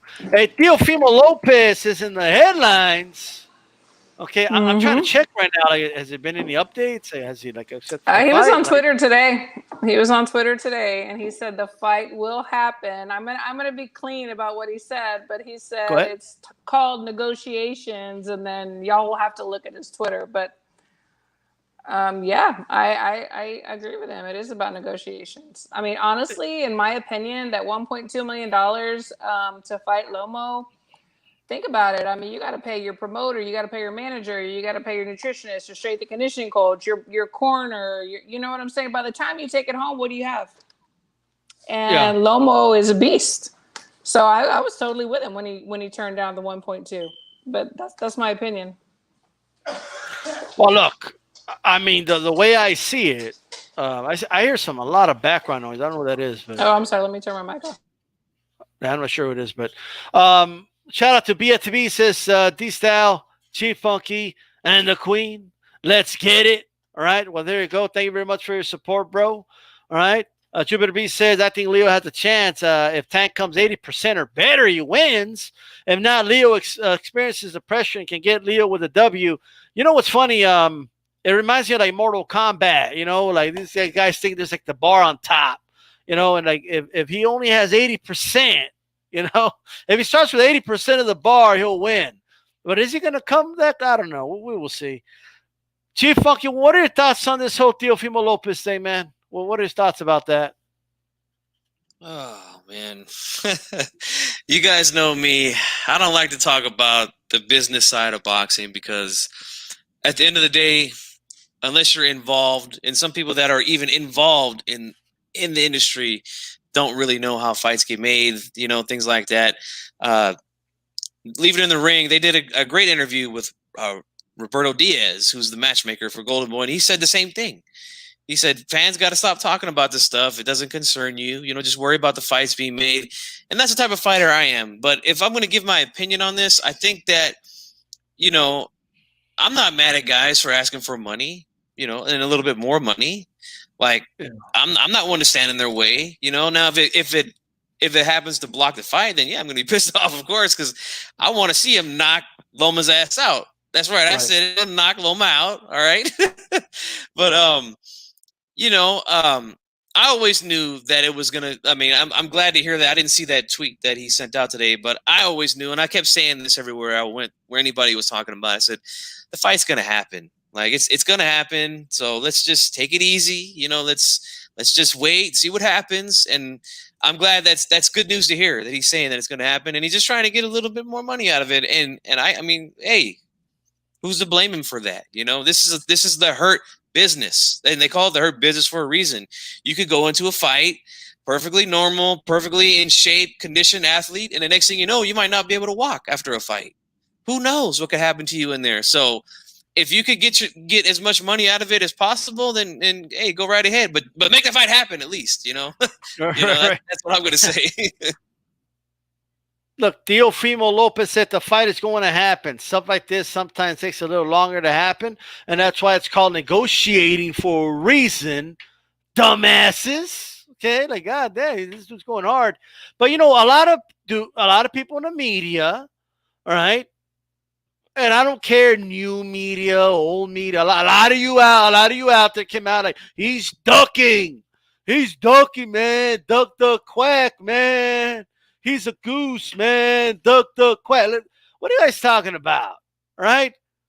He ain't ducking. Like, dude, he's negotiating. He's trying to fight him. He just wants, he's trying to get more money. If he gets, let's say he gets like 200,000 more out of this, right? I mean, dude, you could buy a pretty good home in El Paso, Texas for $200,000. You know what I mean? That's good change. That's a hypothetical, but If you could get more money out of this, why not? A lot of guys are just jumping to this, automatically siding with Lomachenko, all right? And like at the end of the day, he's trying to get his bread, and I ain't mad at him. Christine, how do you feel about it? No, I feel the same way. And one thing that we just fail to realize sometimes is this is life and death. I mean, once they get into the ring, it's life or death. How much is your life worth? Yes, you choose this profession, and yes, you want to get the good fights, but you also want to make the big money, especially when you get to this part of the race. It's like Lomo is not Joe Schmo from 7-Eleven that they called in at the last minute. This is a real fight, a real fighter. It's life or death. And once you start breaking everything down, what is he going to go home with at the end of the night? Teofimo. So I was with him. Whenever he didn't accept the 1.2, I knew it wasn't about fear. I've seen him. I've interviewed him. I've talked to him. I know his people. And he's not afraid. He wants this fight. But it's got to be worth it. Man, you know what I'm tired of? I'm tired of broke-ass people going on the internet talking about boxing business. Like they know everything about business or some shit. If you all knew about the boxing business, you'd be in the boxing business. You'd be like Christy Martin promoting fights. Okay? Like you know what I mean? You guys, like, people come on here. If a fighter wants to get his bread, okay, let him try and get his bread, okay? Look, if Teofimo Lopez was asking for $10 million, I'd be the first one to come on here and be like, okay, bro, maybe that's a bit of a stretch, okay? But like, he's asking for it. They're in the ballpark, that this whole thing, like, oh, now he's got to take 30%. This is Lomachenko. Lomachenko's a very talented fighter, He fought in the Garden Theater a lot. Not the big house, the theater, all right? You know what that tells me? He's not as big of a star as you guys make it seem. All right? Like calm down. I'm not saying you shouldn't get the lion's share of the money, right? But you could give Teofimo a little bit more. Right? Absolutely. Absolutely. Yeah. You're right. You make a great point. He's only fought in the theater a couple of times, and that place is sold out. But Lopez fought his last fight against Comey in the big garden, and people showed up. He's from Brooklyn, they came to. But we all know that the Latino fan base is good, so they're going to show up for him. Maybe Loma fought in the big house. I don't. Maybe I need a fact check on that. Before the internet's like, this guy got this wrong. But if I can get a fact check on that, please, in the chat. I used to have a fact check on my show, Christine. I don't know where he went. He disappeared on me. So. Oh wow. Right. You weren't paying him enough. Yeah, for sure. You know what I mean? Like, at the end of the day, the fight's not. They haven't said it. The fight's not happening. The fight wasn't going to happen till October anyway. Teofimo Lopez and his people know that. Are you guys dumb? Of course, he's going to try and get more money. Let the dude try and get his money. Absolutely. Stop telling him, just take what you're given. Right? Just because when you apply for a job, you take what you're given. Okay, doesn't mean he has to do it. Right? So at the end of the day, Teofimo Lopez gets your bread. I ain't mad at him. You know what I mean? Right. And you know what? The thing is this, I agree that Loma, he should get more of the money, but Leo deserves more too. I think what they'd offered is it should be a little bit closer, because I'm gonna tell you a funny story real quickly here, man. I had some people come here and do some construction, remodeling on my house, and they were from the Ukraine. They're big sports fans. I asked these dudes, because, I'm a big boxer. I said, man, Lomachenko? Who? Yo, Lomachenko. I see Lomachenko. I never heard of him. So, I mean, people don't know who this guy is in his own country, So let's not act like this dude is some big major star and something like that, I mean, yeah, he's got the name. He's got the clout, so he deserves more of the money, but not that much more, You know who knows Lomachenko? The hardcore fight fans know Lomachenko, okay? That's who watches Lomachenko. A couple of casuals know the name, but like, it's not like they're clamoring for a Lomachenko fight. You know what I mean? If he's on to watch him, like fight fans, and not just like boxing, even some MMA fight fans like Lomachenko. Like Joe Rogan will talk about him, stuff like that. But, at the end of the day, I mean, it's like the dude could do no wrong to some people. Like, it's insane. Like Lomachenko will be mowing his lawn. Like, man, is there anything Lomachenko can do? I mean, mowing his lawn. You know, like That's so true. Oh my gosh. this guy's so talented. Like, what? Who cares? Okay, I get it. The guy knows judo. I think he knows judo, and I don't know about judo, but he did some wrestling, and he's talented in a lot of stuff. You know that he did in the Ukraine growing up. But at the end of the day, great fighter. You know, I'm a Lomachenko fan, but at the end of the day, hey, you know, give him some of that moolah. Like you want undisputed, right? You want to be the undisputed champ. Well, you got to pay to be the undisputed champ. You know, and from what I read, Bob Arum is saying that he thinks ESPN should put up more money then. You know, well, Arum said, and I quote, I don't know if this is true or not, because nowadays with the media you don't know, but Bob Arum supposedly said he ain't losing no money because Teofimo feels he's worth more. You know what I mean? Now, again, that to me that's just the media instigating stuff, and you know I don't know, but at the end of the day, I think the fight's going to get done. I really do. You know, once the fight is signed and Teofimo gets more money, come talk to me, okay? The way I see it. So, hey. Christine, who do you think wins that fight? Because me and you know what, very public. So, who do you think? I'm all Teo. I'm all Teo. My husband and I, we like argue. He's like, "There's no way. There's no way." I am totally Teofimo. This is definitely a pro Teofimo Lopez show, okay? And I think it's going to knock him out. I think Teofimo Lopez is going to knock him out.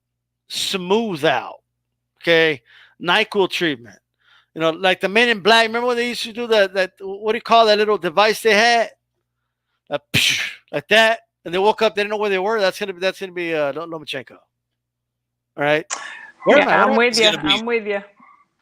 He's gonna be stretched out like this. Yeah, he's gonna make him do the Matrix. You know, like you remember the Matrix when they would dodge the bullets. He's gonna do that. You know, on the way back after an uppercut or something. But I got Teofimo, and I want to watch that fight. And I think Teofimo Lopez has the potential of being a very big star. I hope Top Rank knows that. I hope ESPN understands that. He's only at the start of his career. Like, he is brand new. He is only going to do amazing things. Yeah. And who saw that Comey knockout coming? I mean, I was there. I was there. I was just like, wow. Then I was just like, absolutely, this guy is the real deal. I predicted him to win that, but I didn't think he was going to KO him in 2 rounds. Tell me this. He's a lightweight, but how did that punch sound? It's heavyweight. It sounded like a heavyweight punch. You heard it. Yeah, that Duke a punch. All right. Teofimo has that like snapping like power, that quick snap, kind of like Ryan Garcia. But you know, I just think he's better than Ryan Garcia.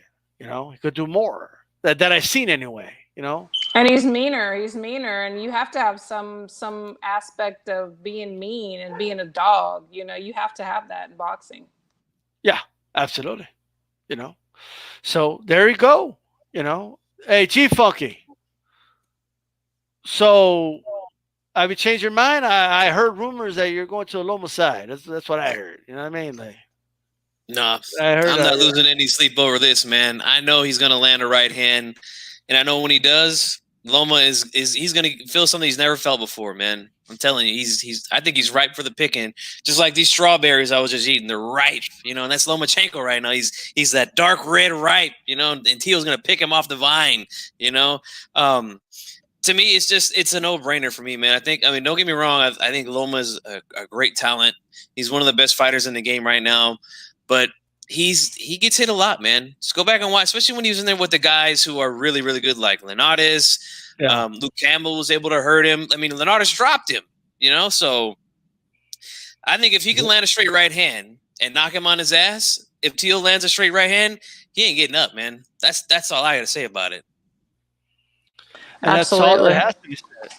Yeah, I agree. Look, I think Teofimo Lopez will win the fight. I hope the fight happens. I don't want to jinx it, you know what I mean? But hopefully it happens. With that said, one last thing I wanted to talk about. This came to mind since we're talking about Lomachenko. So look, Paulie Malignaggi was released for Showtime, right? And on IFL, he had made a statement that Eastern Europeans are dominating the sport now. Okay. Now, not like other. I wasn't out. I wasn't mad about the statement. I wasn't even offended or anything. I was just like, that's not even true. Like, it's not. There's nothing to back that up. You know, it was just his opinion, and if we're getting Right. to a point where we can't even like express our opinions or say what we think is true, it's a sad world. I mean, there was no reason, in my opinion, for him to be fired. He said nothing derogatory. He stated his opinion. You know, can you imagine when we get to a point where we can't even say what we think? It's just ridiculous. Well, I don't think he got fired because of that. That's what some of the media reported. I think he got fired for some other stuff he was saying, like kind of about doesn't believe racism's real and stuff like that.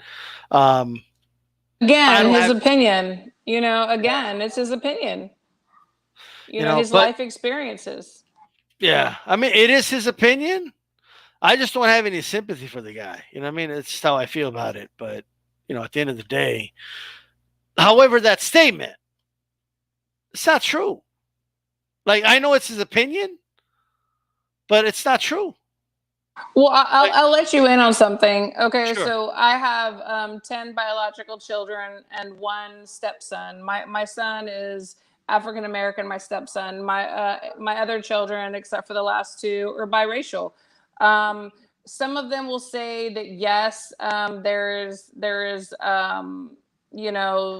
racism and they can't do what they want to do to succeed. And then there's others that say, I've done everything that I've wanted to succeed. I had to work hard. I had to jump barriers. And this is like a whole touchy subject, I know. But so my point is this, that everybody has their own viewpoints on the world. Right. And it depends on their life experiences. Do I agree with Paulie? No. But am I going to hate him and label him a racist or think he should lose his job because of what he thinks? No. I mean, we all should be able to say what we think as long as we're not derogatory or hurting people or cutting them down. Do I have sympathy for him? I mean, I kind of do, because what is he going to do now? Who's going to pick him up? How is he going to pay his bills? Because he stated what he thought, what he believed. But that's just my point of view. Well, he's still with Sky, I think. Isn't it with Sky TV over there in the UK? I mean, but how are they going to look to keep him? You know what I'm saying? They're going to get criticism. Yeah. And do they really want that right now? Well, that's the thing. You know what I mean? Like, at the end of the day, I mean, the way I see it, if he's associated with Showtime, and if Showtime doesn't want to be associated with some of the things he said, Sure. It's their choice. Sure. Absolutely. But that's and from what I understand, he was given a chance to apologize, and he wouldn't do it. Which, look, at the end of the day, I mean, he stood by what he said, so you have to respect that, even if you don't agree with it, So the way I see it, but now as far as him saying Eastern Europeans are dominating boxing, I don't even think you could say it's an opinion. Like there's nothing to back it up. Like, absolutely. Yeah, I don't. What are we basing that out of? Like, what are we basing that? Like, to me, the ultimate way to do it is, well, it's got the most world champions, right? How many Eastern European world champions do we have?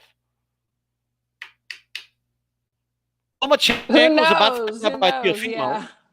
Yeah, right. Better be who's a beast, by the way, right?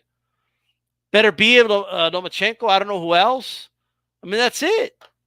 You know what I mean? But I mean, I could say Latino fighters. Like all the fighters in Latin America, right? Or the greatest of all time. And I mean, is it true? Do we have the proof? No. But if that's what you really think and believe, well, I mean. And they're like, oh, okay, well, you're fired from your job for even saying that. I don't know. It's just kind of ludicrous to me. Yeah.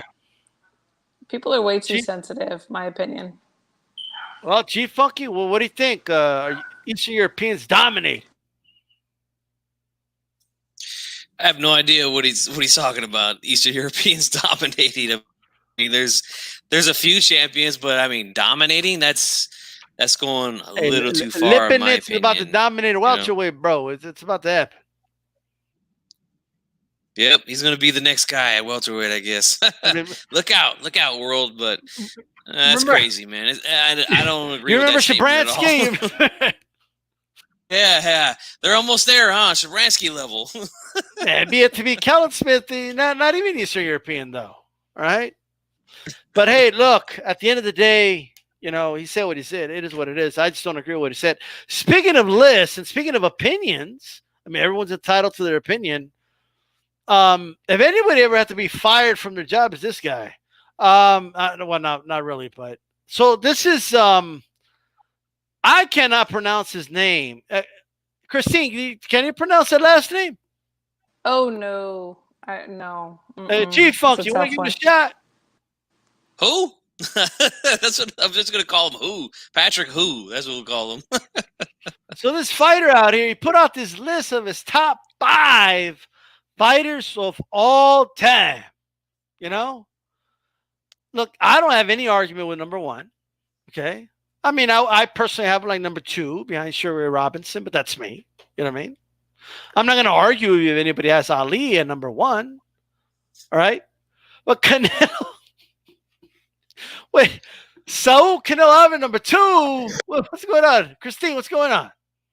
No, I mean, if you're going to put Canelo there, I mean, like, where is Terrence Crawford? You know what I'm saying? It's like, of all time, like, no, absolutely not. Not in my opinion either. It's like he probably watched the movie Ali with Will Smith or something. That's how he knew about him. That's why movies are important. That's why we need a Jack Johnson movie. Maybe he would have put him there. Yes. Chief Funky number those, bro. All time. Canelo, what are your thoughts? I don't even know what to say to that. Number 2 all time, Canelo. I mean, let's just look at the rest of the list. Mayweather, Lomachenko, Usyk. I mean, it's pretty clear this guy hasn't done any homework on the history of the sport. Mayweather 3 is not as bad as Canelo 2. First of all, Mayweather beat Canelo. He'd be above him for sure. So anywhere on the list. I'm trying to figure out how's the dude that beat him below him. I don't get it. But, all right. Like, to me, 3 is too high for Floyd. That's me. All right. Floyd's a top 25 all time, which is real good. All right. But he's not a top 10 for me. All right. But some people put him top 10. Some people have him TBE. You know what I mean? But most of those are recent fans, that were honest. But Mayweather top 5 isn't as bad as Canelo, but But then it gets worse. Vasily Lomachenko number 4. Wow. You fucking. Why didn't you tell your construction worker that the number 4 fighter of all time is from his country? And he's gonna say who? He's gonna be real hurt when Teofimo beats him. What's he gonna do then? Oh man. Yeah. This is a bad list. Is Teofimo going to be number 4 all time when he knocks out Lomachenko? Is that what's he's going to have to be, Mm-hmm. Yeah. Well, what about this? Alexander Usyk, number 5, bro. What's going on over here? Oh, wow. I think somebody needs to check his fever, check his temperature. He might have a fever. He might have COVID. I don't know. Maybe he's not thinking. I don't know. Look, if somebody wants to argue Usyk's a top 5 cruiserweight of all time, you got a really good argument there. You know what I mean? But all time, like, period? Nah. That's probably the worst one on the list. I don't know which was worse, that or Canelo at 2 or Vasily at 4. I don't know. Right? I know I'm going to get a lot for this, but Canelo at number 2 is the worst, I think. That's the worst. Yeah, I that's pretty bad. That's pretty bad. Yeah. Maybe he Googled it. Maybe he Googled it from somewhere. I don't know. If he would have Googled it, Christine, he would have had a better list than this. Okay. All right. If look, all right. Look. Okay, Google. Give me the top 5 fighters of all time. Look, I got Ali on here. I got Sugar Robinson. Floyd is there. Mayweather. Okay. All right. I got Henry Armstrong. Willie Pep. Great names. People would have left him alone if he did that. You know what I mean? But those are the first ones I saw right there. All right. There you go. That's all you have to do. Like that's all you have to do. Like just Google it, right? In fairness, you know what I think? I think they asked him like, who's his 5 favorite fighters of all time? Yeah, maybe you didn't understand the question. Yeah.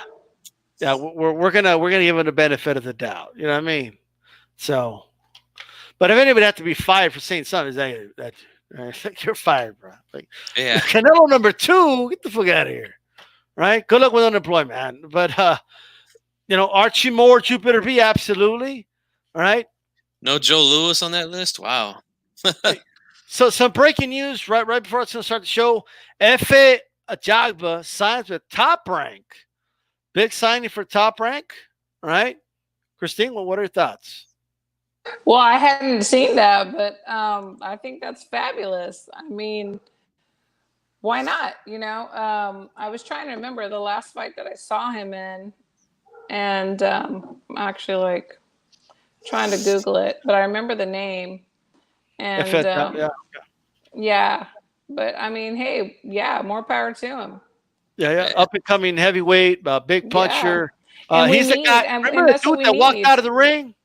Yeah. Oh, yeah. I do. A friend of mine was working that corner, and so yeah, I remember that. That's where I remember the name. There was like some controversy. That's right.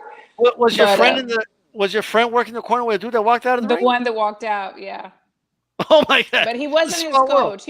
He wasn't his coach. It's like sometimes you'll get called to like work a corner because somebody else can or they can't make it. Yeah, cut man, coach. But I think that's good. We need some more heavyweights. Heavyweights are exciting. That guy is a huge puncher. Hey, BNTV brought up a good point. If Salido beat Lomachenko, shouldn't he be like top 3? Absolutely. Absolutely. Salido, top 3, baby. I'm putting it out there. I'm fighting Get for your list top started. 3 all time. Yeah, absolutely. Yeah. I honestly think it was his favorite list and they worded it wrong. That's but boxing is a hard sport to do like a top 10 all time fight. It's just too many fighters. I mean, it's easier for other sports, a lot easier for other sports, but yeah, I think you could do really a top hard. 25, like top 25, top 30. That's to me, that would make more sense. Absolutely. G Funky, Top Rank. They're putting out little banners, bro. Valdez versus, Burchelt. I see your boys out there like he has like an alligator as a pet. Like, what's going on over here? He ain't no punk. That's why. Bro. He ain't no punk. He's spending too much time with an alligator instead of like being in the gym working on his craft, bro. That's what I think. He's about to get knocked out by Burchelt. Okay, alligator. But get the alligator. He'll knock out the alligator too, bro. He'll knock both of them out. Let me tell you something, man. When HCP Wolfpack, when we come to fight, it's over, man. Valdez is gonna shine on this boy Burchelt, man. He's too crispy. Like I told you, like a bucket of KFC's extra crispy. And we're gonna see it, man. We're gonna see it when they get in there. That's why he's out there with the alligator. He's like, you think I'm scared of Burchelt? Like, I'm out here with this alligator. I ain't scared of nothing, man. Let's do this thing. Let me tell you something, okay? Like, who has an alligator as a pet, bro? You get this dude a dog, bro. Like, what's wrong with these people? He's gonna eat it. Hey, he's so savage. Let me tell you, he's gonna skin that alligator, and those are gonna be the trunks he wears when he knocks Burchelt out. He's gonna have the alligator skin on the trunks. All right. Yo, so Peter's gonna be on the show, bro. Okay, we gotta make a small wager on this fight. Absolutely. Well, I'm HCP Hollywood is HCP Wolfpack. You know what I mean? But at the end of the day, Burchelt's gonna win. I don't like to take money from my friends. You know what I mean? That's not real friends don't do that.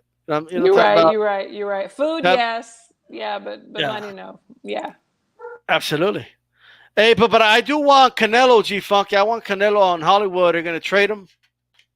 He's the number 2 fighter of all time, bro. I need him on my stable. You know what I mean? Well, the thing is this: the Wolfpack is red and black. So Canelo's got the red hair, so he's gonna stay with the red. All right.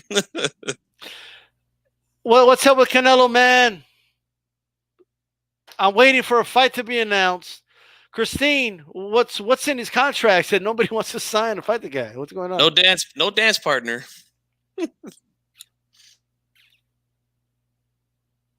I think you're on mute. Who can he fight? Like, who can he fight? Who do y'all want to see him fight? Like, really, like, seriously. Wow, I want to see him fight. Get in there with Benavidez. Oh, that would be a good fight. David Benavidez all day. Shit. Yeah. That's a beautiful fight right there. You know what? You're absolutely right. Yeah, definitely. All day, every day, Benavidez. Yeah, that would be a good fight. But, you know, they're like, oh, we're not going to make – we got no gate. We can't make no money. You know how boxing is, but what are we going to do? But, you know, anybody. A moving body, like, you know, like something. You know, I want to see a challenge, like a moving body. We've seen that. Like, I'm bored with that. So, yeah, Benavidez for sure. Definitely. Benavidez, I think that's the fight. Or, I mean, better be if, you know. I've been hearing a lot that it's 3 guys that could possibly fight him in September. Benavidez is one. He's the newest one. But then there's always been the Caleb Smith or Demetrius Andrade. So I would take any of those fights. But in my list, I would have Benavidez. I would like to see that one first. Then Andrade, and then Smith. If it was up to me, you know. Look, it wouldn't be an episode of HCP if hardcore Canelo fan wasn't defending. Look at this. At least he's trying to make a fight. Mikey sits out the rest of the year trying to cherry pick the oldest welterweights of all time, but you won't hear about that here. Man, he's just randomly attacking Mikey Garcia. You know what I mean? Like, Mikey, it's all about Canelo. You know what I mean? But, hey. What are you going to do? Benavidez has a fight August 15th. He does against that Angulo cat. Should be interesting. We will watch that for sure. With that said, in a ring with Christine, HCP20. Yes. Give us some final thoughts. You know what? The show was great. I thank y'all for letting me be here, and I loved talking to Christy Martin and hearing about what she's doing. I'm going to follow her, and I would love to go to one of her shows. Y'all are great. I'm so glad that y'all got my attention. I've been watching your shows. Y'all are funny, knowledgeable, and it's been such a pleasure to be here. Most definitely. Absolutely. G-Funky. Thanks for coming on. Give me some final words, G-Funky, before I close this one out. Oh, as always, man, I just want to thank everybody who tuned in here live with us and interacted with us in the chat. Thank you, guys. Thanks for the support. Make sure you hit the like button. All right. Make sure you subscribe. And look at the notes, man. Look at those notes. I mean, geez. You know, can't have a show without notes like that, man. I mean, that's just beautiful. But, you know, it's all good, man. HCP20, we're doing our thing. Thank you to Christine for joining us. Big shout out to Christy Martin, the Hall of Famer, for coming on and chopping it up with us. And Valdez is going to beat Burchell. I'm out. That's right. Chat up next week. We're going to be on with Joe Habib. It's going to be HCP and the Beeb. All right. So make sure you guys check that out. Beeb from Ringside Reporter. These are the notes. Shout out to everybody who can't see the notes and Leave It in the Ring Network. Everybody listening over there on demand. For those that came in late and missed the interview, just go back on archive at the start of the show. Watch the interview. Christy Martin, the legend. All right, make sure you throw a jab at my like button. Make sure it turns blue. This is D-Style Boxing. What do we say, Chief Funky? Keep it boxing. Keep it boxing. We're out.